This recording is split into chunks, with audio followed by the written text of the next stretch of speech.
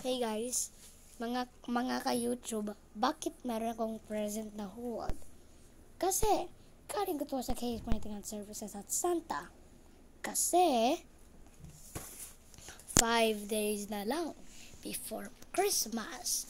At ito ang mag-decors ng Garceville South Christmas tree. Ang magandang Belen, Santa sa North Pole. Santa Ladder pumunta sa North Pole. At meron pang gift sa ating Christmas party kanina. Again, ito ang mag-decor sa ating Garceville Subdivision. I will explain each other at mga kapamilya. Mga kapamilya, if you like these decors, you comment. First, this ang mga karyo magandang Belen. Dahil sa atin magborn na ang ating Jesus, magborn namin ang Jesus Kristo na yung Disyembre 25. At ang kaniyang Joseph, sa kaniyang siguradong mom na mother. At siya ay na-carry sa itong Jesus crib. At siya ay magiging kalapawan ng isa't isa. Bawat karahasan, bagong Belen ng ating kawapawan ng signosyo at signosyo ng Pilipinas. Yan ang magandang Belen, ang ating first decor sa Garceville Subdivision Christmas tree. Ito naman, Santa sa North Pole. Ito ang Santa na nahilihan ng kandel. At meron siyang sign at lantern na merong snow para sa North Pole Day ni Santa para sa kaniyang Jesus Kristo. Yan ang Santa sa North Pole. Ang dalawang decor sa ating Garceville Subdivision Christmas tree. At ito naman, sa Garceville Subdivision Christmas tree, ang Santa Ladder pumunta sa North Pole. Siya ay may sign na hindi ma-turn on. Dahil siya ay ma-turn on dito. Pero merong 4. So that means yan ang serbisyo ng Santa Ladder pumunta sa North Pole. Ang tatlong bilang Garceville Subdivision Christmas tree decor. For example, pag radyo naririnig nyo ang promo ng Garceville Subdivision Christmas tree. Dahil like this ba? November 5, 2023. Come here, serve the Lord because it's almost Christmas.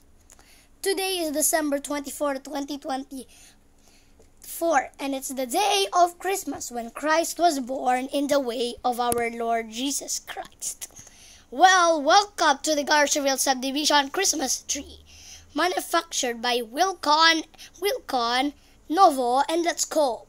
They make this every day when it's time to serve and continue to bless the Lord.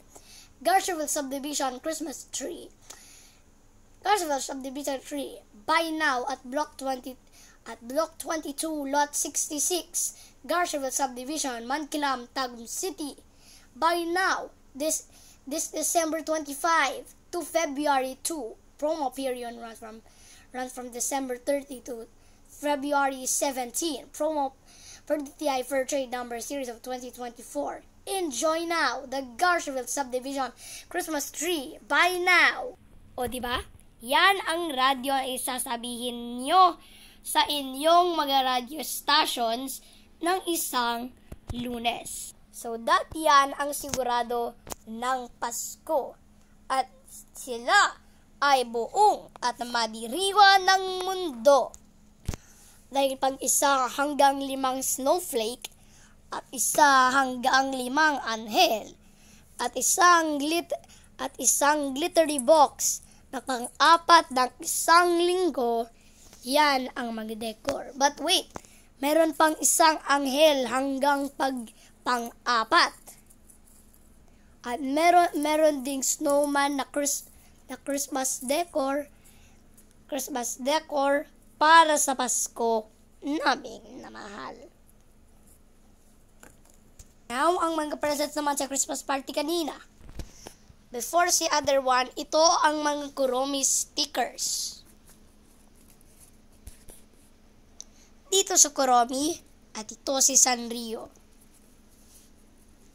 At ito naman ang mga decors ng aming siraulong mga stickers dito. But don't worry, merong drawing sa back, mga ka-YouTube. Meron pang dalawa. Ang fridge, empty fridge, ang oven at iba pa. Kasama ni Kuromi doon. At dito naman sa ating furnitures. Pero ito, ang mas pinalakas na famous na sticker sa buong bayan. O diba? If you love pagmamahal mo si Kuromi, comment na. At ito naman ang Cinnamoroll book for stickers. At ito ang kaniyang dad. At sa back, meron ding isang bebe na isang nagmamahal sa kanya. At ito ang Cinnamoroll collection. At ito naman ang Mickey Mouse at Cars puzzle collection. Ito naman, pag 500 itong teams, meron ding isa sa kaliwa ang back. Dito. Pero yun sa surprise dahil ito ay magic, mga ka-YouTube. So ito ang mga Christmas party gifts ko kanina. But wait, meron pang isa. At ito ang tower ng 3 stars. Pagsigurado naman ang tower. Pagsigurado na ng 50 stars.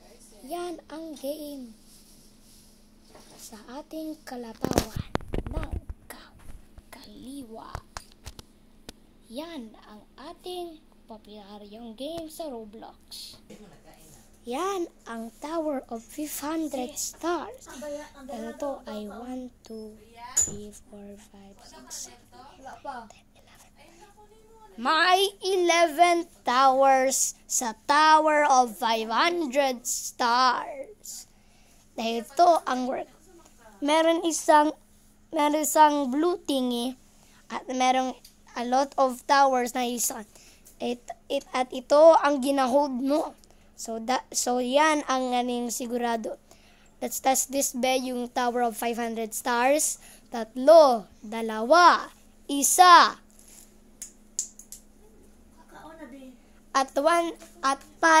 At pag ang blue part na fall sa inyong mat, lead na ang tower at 500 stars. Pero pag ang tower of 500 stars ay nandito sa itong box, ay ang tower of 500 stars ang eliminated at ang blue part ay ang panalo. So yan lang po.